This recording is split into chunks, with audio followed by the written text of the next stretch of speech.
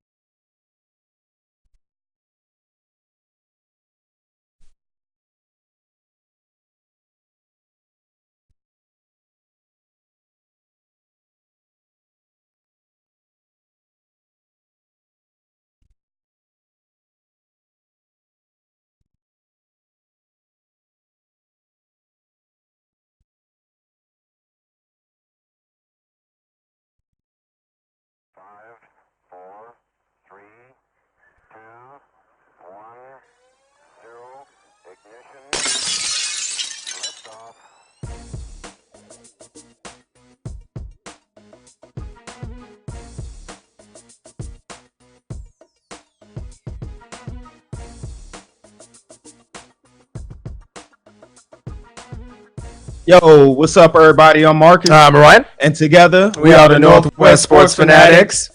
Back at you guys with a special show presented by Rip City Beat and our man PJ out there. What's up, PJ? We're gonna go over what's cracking in the world of sports today. We have the NBA Finals. We're gonna touch on, the NBA draft is coming up at the end of this month, and also out of the blue, Jeremy Maclin got released. Right, who would have thunk it? So we'll go over some good possible fits for him. But let's start with this game 2 recap, what most of the world is talking about. All right, so the Golden State Warriors, the Dubs, 132-113, a whooping, obviously, in the Golden State. The big news was Steve Kerr is back, from a 6-week absence with the spinal fluid injury that he had. He was looking good, smiling out there. Now they improved their record to 14-0 in the postseason. Oh man, they kind of untouchable right now. And as I look at the game, I mean, you look at the numbers. Kevin Love, 27-7. LeBron James, 29, 11 rebounds, 14 assists, another triple double for him. Kyrie Irving, 19 points, 8 for 23 shooting. LeBron, your number twos, they got good numbers, but they aren't making the same impact as you look at the Golden State.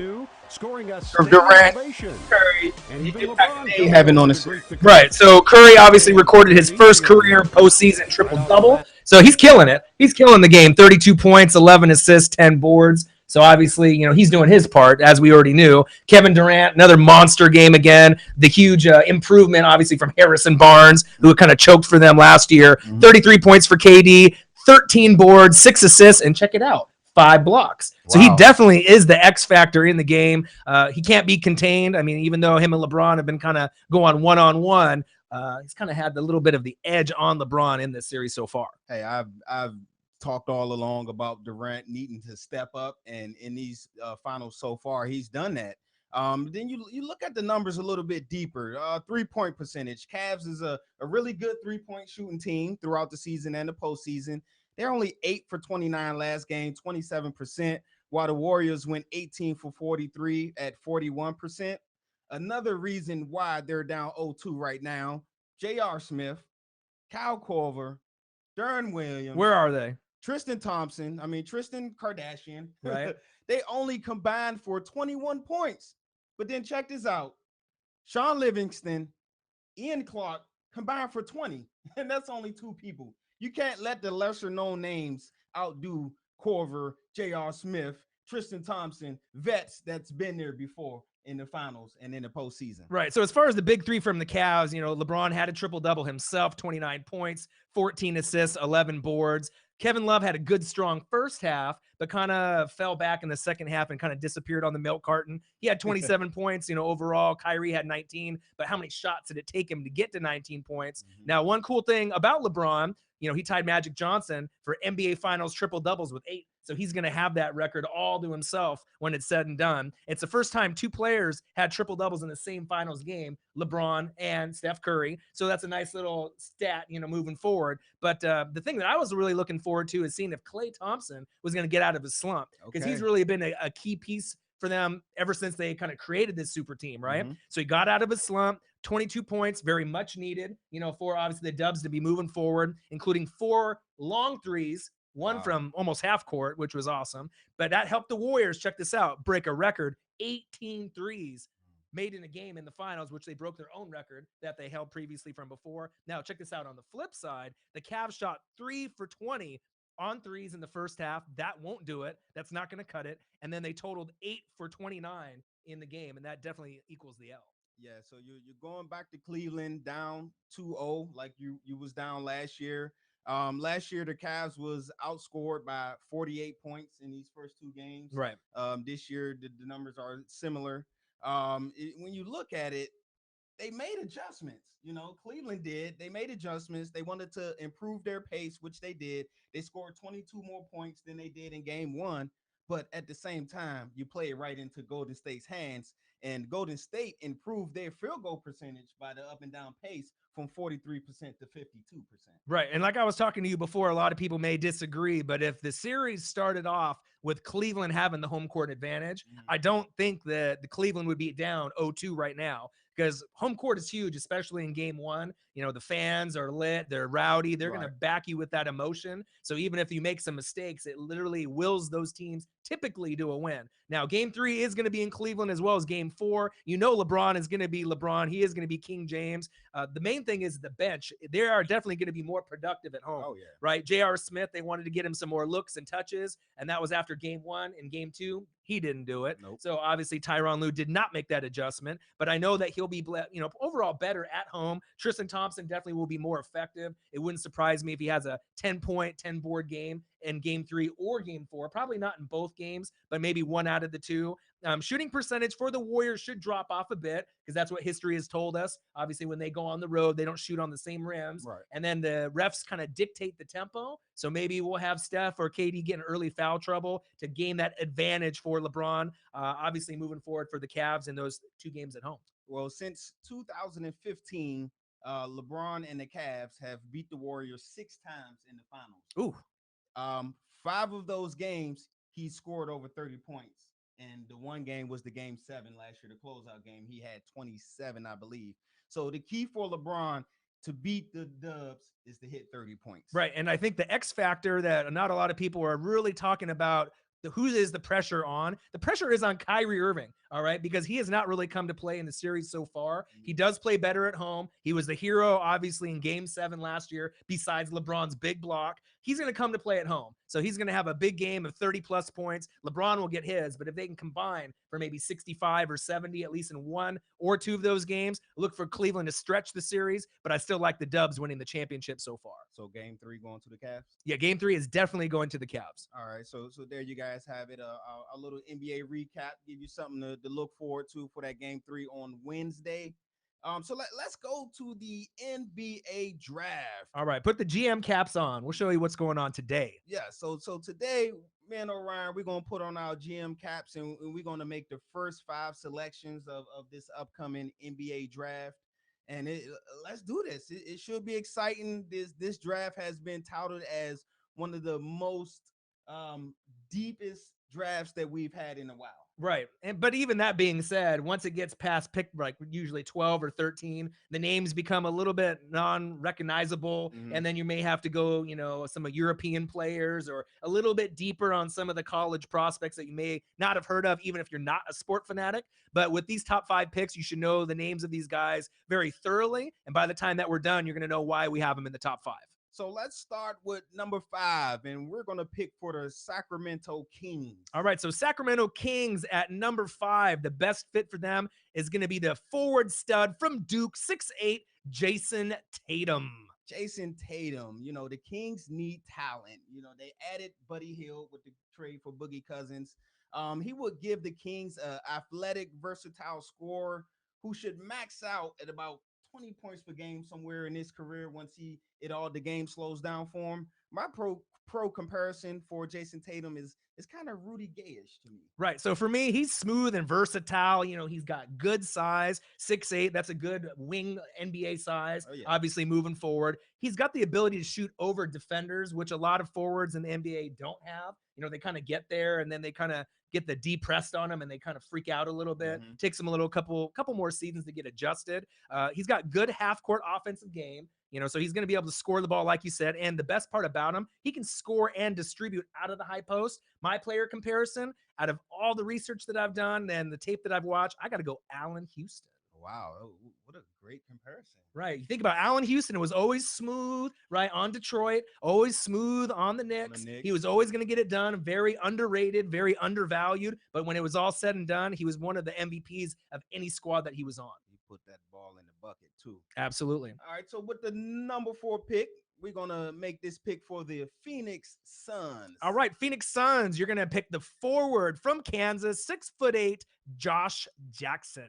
Mr. Josh Jackson, to me, he is the best two-way player in this draft coming up. Elite athleticism.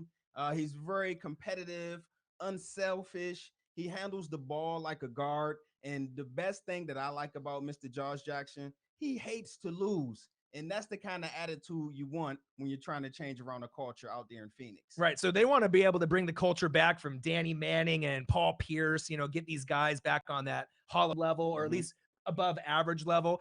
Great thing about Josh Jackson, he's got versatility on both sides of the ball. He's got definitely a high offensive basketball IQ, which I love. Yes. Right. He's an elite. Let me say that again. Elite offensive rebounder, very solid first step. My best player comparison, now don't get me wrong, I don't think he's going to be as good as these two players, but if you're going to have to compare him, I'm going to have to go Kawhi Leonard / Jimmy Butler. Wow. All right, so this guy has a lot of talent. I don't think he'll be as good as either one, but maybe a poor man's Kawhi or poor man's Jimmy Butler with some upside to maybe give Devin Booker maybe a 1-2 punch. Yeah, add him to Devin Booker, Mr. Marquise Chris, another young guy they got down there who steady improved as the year went along. Right. And also the scoring, Mr. TJ Warren. So little upside for Mr. Earl Watson down there out in Phoenix. Absolutely. All right, so let's go with the third pick in the NBA draft, selected by the 76ers in Philadelphia. Absolutely. So 76ers are going to go with the guard from Kentucky, 6'3", De'Aaron Fox. Mr. De'Aaron Fox. Finally, the 76ers address the perimeter. Not a forward. Not a forward, not a power forward. You've taken big men in the last 4 drafts, Okafor, Simmons, Dario Saric, which I do like Dario. Do like him too. Y'all better watch out for him. Nerlens Noel, they traded to the Mavs. De'Aaron is solid. He averaged 16 points a game, 4 assists, 4 rebounds. Explosive, quick. He's fast. Once the game slows down for him and he develops a more consistent jump shot, point guard in his draft. Right, absolutely. So he's a shifty left-handed point guard. He's got good size and strength, explosive athleticism if you look at him and how he handles himself. Pushes the ball at every opportunity that he has. My player comparison, and it shouldn't be no surprise, obviously, with De'Aaron Fox, who, by the way, tore up Lonzo Ball in the tourney. Oh, don't forget about that. Right. John Wall, right?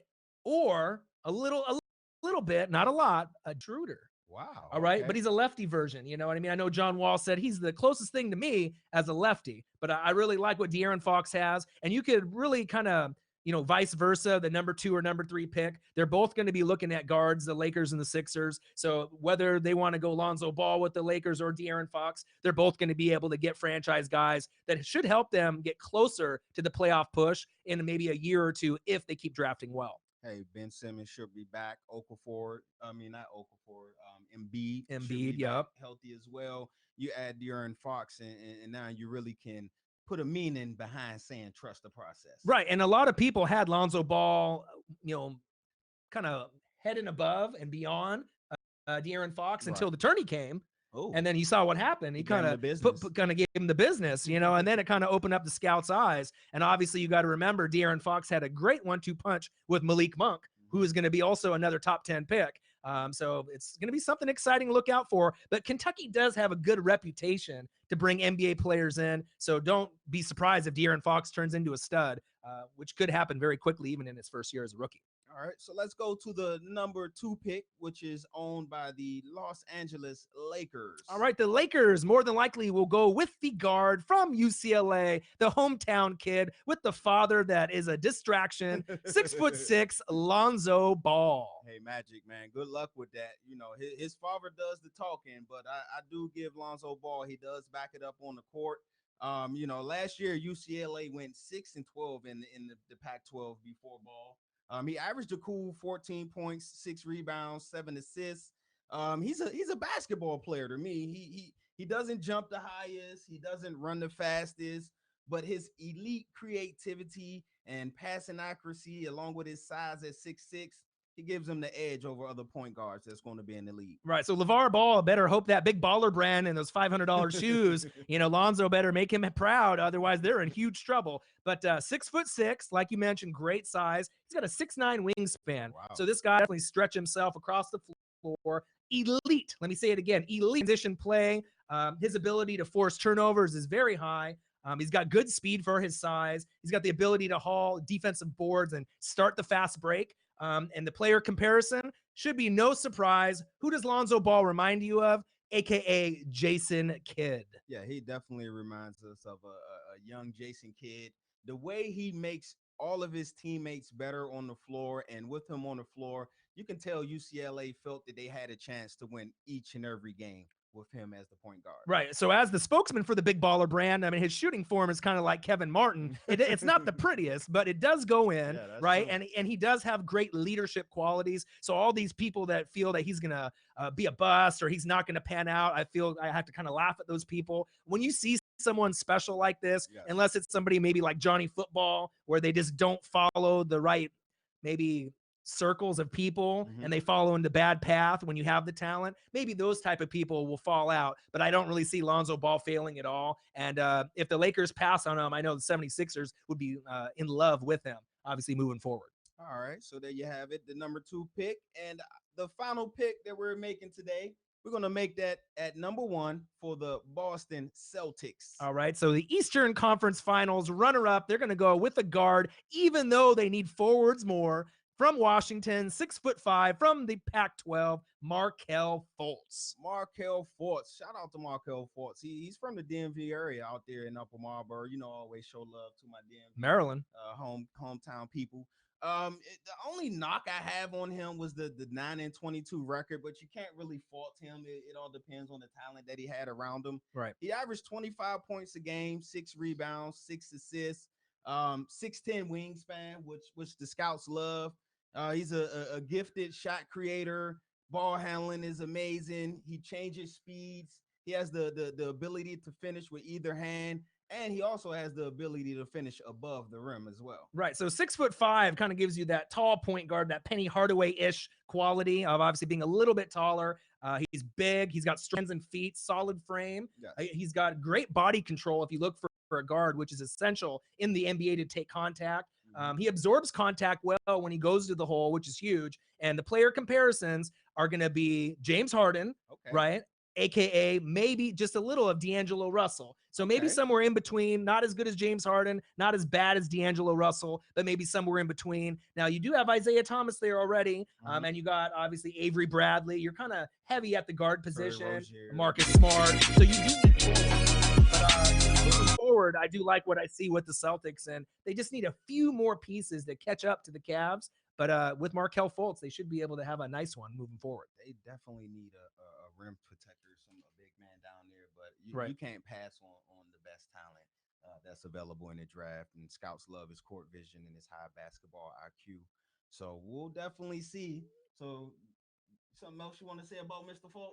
Well, I know when we originally first talked about him, a lot of people were like, who is this guy? Right. Because they were like, okay, they have Amir Johnson and Al Horford, but it kind of showed you that they got outmatched in the finals against the Cavs at the forward position. Mhm. But in this draft, there really isn't a stud forward that you could just lean on and say, okay, we're going to get a Marcus Camby or someone or a Right. Blake Griffin. You know, there Right. isn't that guy right off the bat where you're like kind of stands out. So you're going to have to do with what's best available. And right now it's pretty point guard heavy, you know, obviously, and it's kind of ironic that a lot of these guys are from the Pac-12, but Pac-12 seems to produce some pretty good talent, Wow. you know, moving forward. And like we were talking, you know, if they want to have Avery Bradley go off the bench, or if they want to run small, you know, you could go Markelle Fultz, Isaiah at the two, right? Avery Bradley at the 3, Horford at the 4.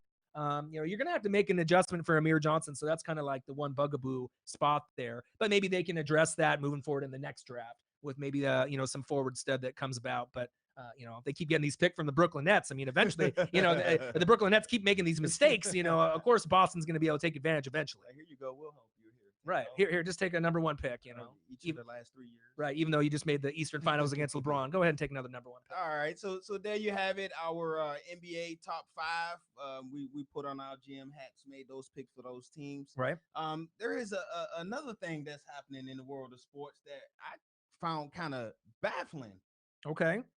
Jeremy Maclin. Yeah, wasn't that crazy? I know I texted you and we had a little quick discussion about it. Let's just go over Jeremy Maclin getting released from the Chiefs. It definitely was an eye-opener, not only for just us, but for a lot of the NFL community and fans, not expecting someone that highly touted, right? That big of a name to get dropped. But I'm going to kind of break down some of the stats, teams that maybe would be a good fit. And this maybe will make a little bit more sense when we're all said and done. All right, so let's check it to 2015 when he came, obviously, from the Eagles to the Chiefs, okay?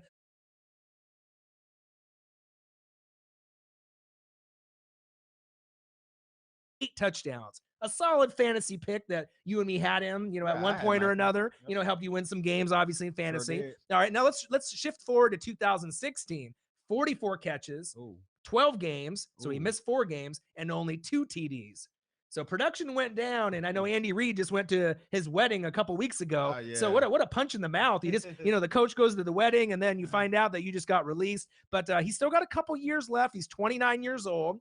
You know, so he's definitely got a few years left to kind of prove he is the man. But he was battling quite a few different, you know, obstacles. Travis Kelce, right, top 5 tight end. Tyreek the Freak Hill had his breakout season. Chris Conley, who they like better and who is younger, on him. Right? They're very high on him. Now, the reason it sounds like to us, money, money, money. And that's really what it comes down to when you get a big name that gets released. It's about the money. 2017 base salary, $9.75 million. Oh, he's Andy Reid ain't paying that. No, yeah, definitely not ahead of his pocket. He said, I ain't paying that. I mean, I'm me being a Redskin fan. I've had the been able to watch Maclin for a couple of years when he's on the Eagles, and he was a solid number 2 option with him and Deshaun Jackson, and the Chiefs found him the way to be the number 1, but it just didn't work out that way. I think it was kind of the offensive fit that he was in. Right. You know, Maclin, he's a bigger receiver, 6'2", 6'3", I believe, but he likes to go vertical. He's a deep threat. He still has speed to get deep. And that's what one of the things when he was with Andy Reid that made him successful.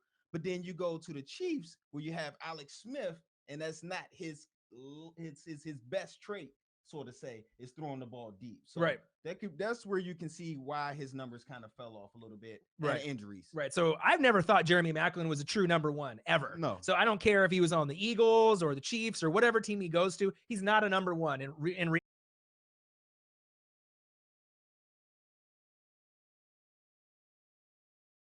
maybe is too much pressure on him to be the guy. And maybe that's, I mean, when he got injured, I mean, you can't predict your injury, right? But he didn't come out with the same fire as a number 1 or number 2 receiver.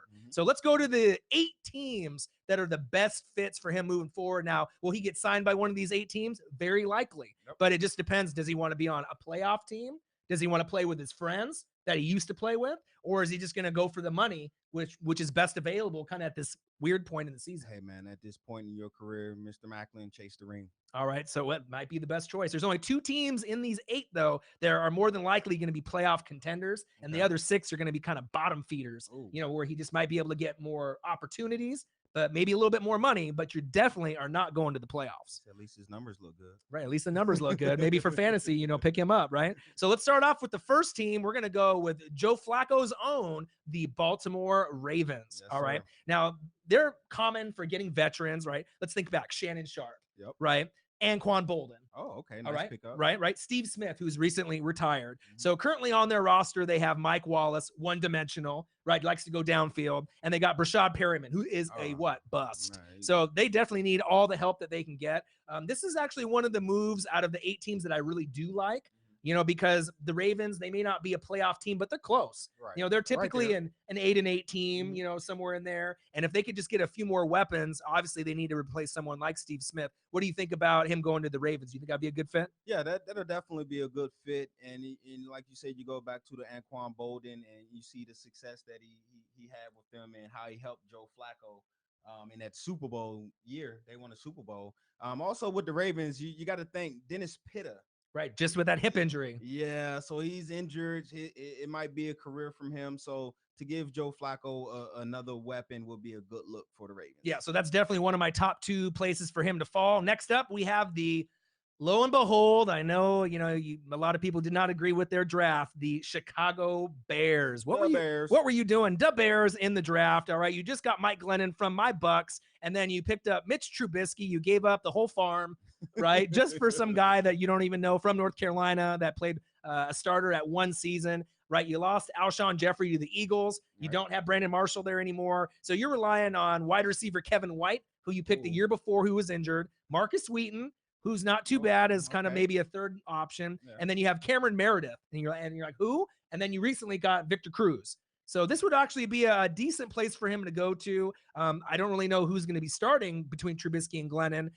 He might be able to get a little bit more money there, but you're definitely not going to the playoffs. But it may be a decent fit, but it kind of seems a little crowded to me if he was going to go to the Chicago Bears. What you think? Well, definitely him going there. He's instantly the best receiver. Right. Which isn't saying much. Yeah. I don't know.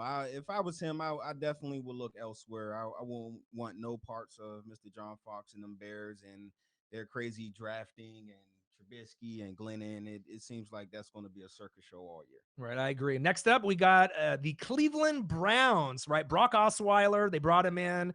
He said, look at the tape that shows how good I am. I looked at it, and it looked like garbage. No, he ain't say that. He did. And so the tape did not lie, and it definitely looked bad. And you got Cody Kessler. That more than likely, he's going to be battling it out with Brock Osweiler. The lineup that they have is pretty subpar to horrible right now. Corey Coleman, Rashad Higgins, Ricardo Lewis. I mean, a lot of these no-name guys. So, I mean, obviously, if he went there, he would be the number 1 option. Right. But, I mean, the Browns are just so bad year in and year out. The draft this year was better, but I can honestly feel that they're still only going to win 1 or 2 games. And if they win 1 or 2 games, they're going to be in the running for the number 1 pick again. With the Browns, as you look at their receivers on the roster, I do believe if you add Macklin to Corey Coleman, then that's a decent 1-2 punch. Corey Coleman didn't do as bad his rookie year. He just was injured a lot. But the key, looking at that Browns, who's going to throw you the ball? Right. Like, who's going to get him the stats? You know what I mean? I guess they'll go with Brock Osweiler until he screws up so much or he gets injured where they just throw Cody Kessler in. But it's back to the drawing board again. I mean, they did pick up, the rookie in the 3rd, 4th round, Deshaun Kaiser from Notre Dame. So maybe he'll get a chance, and but I'm not sure if he's even the answer. So just, get that jersey and cross out that name and keep adding to the list until maybe they get their franchise guy. But I think the Browns would be one of maybe the worst moves for Macklin to go to. And I don't think it's that attractive. So he probably won't go there, but I do know they need some wide receiver help. But I do like Hugh Jackson. I like Hugh Jackson. Right. And, maybe Corey Coleman, a non-pot smoking Josh Gordon and Macklin. Right. That would be a little bit better. To work with, right. But no, stay away, Macklin. Right. Yeah. No Browns. Right. Next up, we got the Rams with obviously Jared Goff. This one is decent, obviously moving forward. They need a lot of help. They drafted Cooper Kupp from Eastern Washington. I like Cooper. Not too bad. You got Robert Woods from the Bills, so you stole him away. Tavon Austin is still there. You know what I mean? But he is kind of one-dimensional. Goff needs a lot of help, but this could be a decent fit. Mhm. The defense is strong. You got Aaron Donald. It does make a little bit of sense, but I'm not sure you would want to go to kind of a bottom feeder team, especially when you're going to have to face Seattle, the Cardinals, and then an up and coming 49er team. When you look at the Rams, you have a quarterback still trying to figure out his place and fit in the NFL, as well as a new coach, Mr. Sean McVay, coming from my Redskins. He can definitely teach some of the younger receivers on their roster a little bit, but you just kind of threw me off when you said Tavon Austin, man. He's still in the league. I know he's still in the league. He's still producing, doing reverses, and upsetting you in fantasy when you start him, expecting to get 20 points, and he gets you 3. But he's still trucking along. Well, I guess he hasn't lived up to as far as what I thought he would do receiving. Right. But he's a all around, and I think he has scored over 20 touchdowns since he's been in the league. So I take that back. He kind of deserves his place in the Right. league. He's one of those guys that's going to do good one every 4 games, one every 5 games. He isn't going to be consistent, but they definitely need all the help that they can get at the wide receiver position. No Rams, Macklin. Right. No Rams. Yeah. So he won't go there. Next up, the team that I like probably the most besides the Ravens, I'm going to have to go with the Arizona Cardinals. Okay. All right. Carson Palmer's getting older. That's no lie. Right. Michael Floyd departure. Right. Didn't really hurt him too much. I just thought about that video. Sorry, Michael Floyd. Right. And he ended up, going to New England, and like every other receiver does, or every good player. Larry Fitz is still a Hall of Famer, and he's still, trucking along. Yes. Right. You got John Brown, JJ Nelson. So if he ended up going there, Bruce Arians is a genius. Yes. All right. So once Carson Palmer goes, if you can get maybe a replacement for Larry Fitzgerald, or maybe a nice 1-2 punch to add to John Brown and JJ Nelson, this could be a nice fit.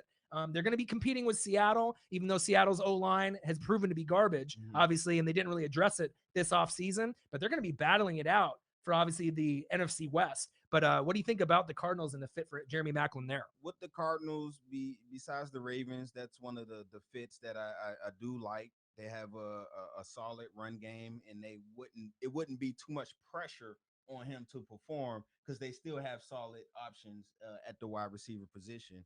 And he has a veteran quarterback throwing to him who knows the ins and outs of the game. So I definitely would like him to at least think about joining the Cardinals and Fitz and Mac, or Mac and Fitz. Right. Ooh. It's like a mac and cheese. It's just they just go together, PB&J. You know what I mean? So, and then you got to think, if he does go to the Cardinals, that probably gives him the best chance out of all the teams that we've mentioned so far to make the playoffs. And that's why you play the game, right? So I like that one. Moving forward, we got the Buffalo Bills with Tyrod, aka T-Mobile Taylor. This one I kind of like. This is the one that's getting the most news right now in the media.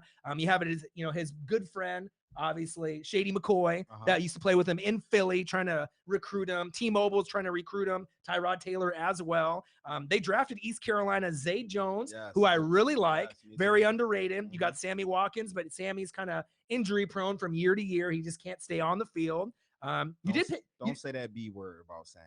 I won't say it. Okay. All right. But you did get additions. Corey Philly Brown.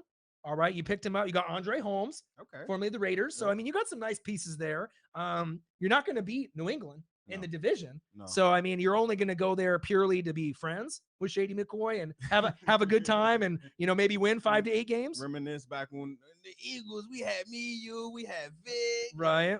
We were good back in the day. Jeremy Maclin on the Bills. I mean, Sammy Watkins on one end, Jeremy Maclin on the other end. I do believe they still had Clay at the tight end position, McCoy, Tyrod, the quarterback. That's decent. It's not going to get you past the Patriots. No, I don't even think it'll get you past the Dolphins. More than likely, no. Yeah, but I mean that's defense. It all depends on, like you said, on what if he want to go play with his boy for another year. Yeah. Right. And then next up we got the $9.75 million. We got the Jets. Obviously, you got Josh McCown and you got Bryce Petty. Christian Hackenberg, anyone else you want to throw at quarterback? You got a lot of problems there, right? You dumped Brandon Marshall. You still have Eric Decker and Robbie Anderson, but beyond that, you don't got a whole lot left. So this guy, I mean, even though he's 29 years old, I still think he can compete. Yes. Now the main thing is, can he stay healthy? And if he was on the Jets, he would definitely be beloved. Mhm. You know what I mean? But it's just a matter of if his legs can stay healthy and he can just keep a level head and move forward. So this sudden release makes you kind of think that it's a little bit more behind the scenes that we're not being told. But with the Jets, you do got another solid vet in Decker. You have the Imanua Right. receiver, Right. Who's not kinda, bad. yeah, he kind of broke out last year. But the key with the Jets is again, who's going to throw you the football? Yeah, who is going to throw him the damn ball Right, out of man. those three quarterbacks? All three of them are, I don't want to say trash, but I mean, those are all backups. I mean, you know, they lost their best piece to the Tampa Bay Bucks, right? And Ryan Fitzpatrick. I mean, you still had him. You would have had to pay him a lot of money, but now Ryan Fitzpatrick's looking a lot better than Josh McCown or Bryce Petty. Hey, what I want to see is Christian Hackenberg. They drafted you in the second round, but you were so bad that you couldn't get off the practice squad. Right. Like you're a second round QB. Maybe you learned some, did a little studying, did a little bit more better training this offseason, Right. got in the playbook, and show Mr. Todd Bowles, who I think is a great coach, Right. that you're ready to be the franchise quarterback that this franchise needs. When's the last time they had a franchise quarterback? You go what? Ken O'Brien? That's what I mean, you're going way back. You know what I mean? The young bucks aren't even going to know who Ken O'Brien is. They're going to have to look that name up. They had Testaverde for a couple Right. of years, but come on, Hackenberg, step it up. I don't think it's Petty, even though I like Petty back at Baylor. Baylor and the Jets NFL Right. is different. Right. But I do think Hackenberg, he has all the intangibles. Is a matter of if he has it up here, if it all clicks for him yet. Right. More than likely, there'll be a bottom feeder, top 5 pick moving into next year. And there's a lot of quarterback talent, obviously, Ooh. next year in the draft. That's another show. You know, so that's a whole nother show. We'll be talking about that. And then last but not least, John Lynch's own, the San Francisco 49ers. Okay. So Brian Hoyer, not too bad, kind of a journeyman, you know, someone like a Rich Gannon that just keeps going from team to team.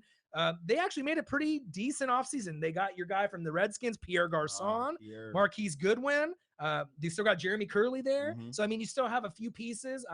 It definitely would be a piece where he could fit in easily. West Coast offense, be something he'd be familiar with. But I'm not sure if they have the money that they would want to spend after they spent it all on Pierre Garcon. They had a great draft. Yes, But I still think that if he wanted to play at the Bay, you know, in San Francisco, he could. It is actually one of the top, you know, maybe 4 out of the 8 where he could go to destination wise, Right. but you're not going to the playoffs. No. And you have to, you know, come to terms with that if you do go to San Francisco. San Francisco, new coach, Mr. Kyle Shanahan, Right. who we know he's a offensive genius. Guru. Just look at what he did for Atlanta, those wide receivers, Julio and Matt Ryan. When I think of him going there, I look at it on paper. Garcon, one side, Macklin on the other side, Curley in the slot, and believe his name is Vance McDonald, tight end, who's pretty serviceable. But then you go back to the quarterback position, and you're like, okay, we got weapons, but who's going to give him the ball? Hoyer is serviceable, but how many games can you rely on him to get you? 5?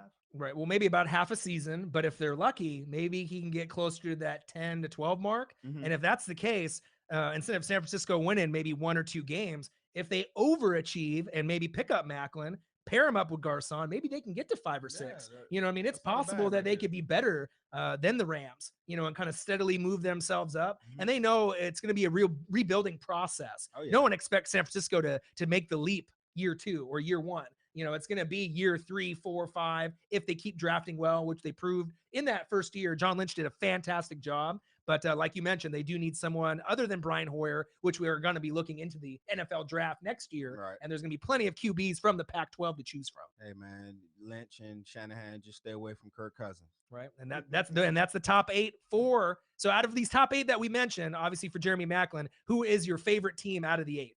My favorite team out of the 8 for him to go to, I would say the Ravens. I think for me, I go probably with the Cardinals. Only because slightly over the Ravens, just because Larry Fitz is getting older. And then that gives you an immediate replacement, even though he would be old himself, but at least it gives you an immediate replacement right there, right out the gate. And I went with the Ravens because of the impact that when they picked up Anquan Bolden that he had on Joe Flacco, I believe Jeremy Macklin could have a similar impact as well. Carson Palmer could have that same impact with him as well. All right. So there you guys have it.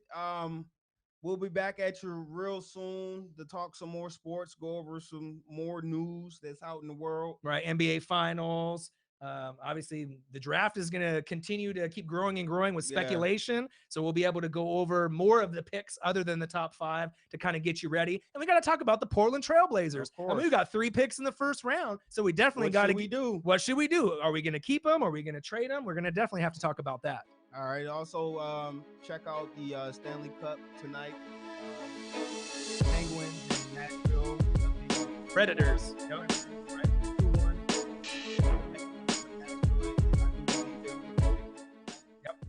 All right, and we'll be back at you real soon. I'm Marcus. This is Orion. Only got one question for you. Who you know talk sports like us? Northwest Sports Fanatics.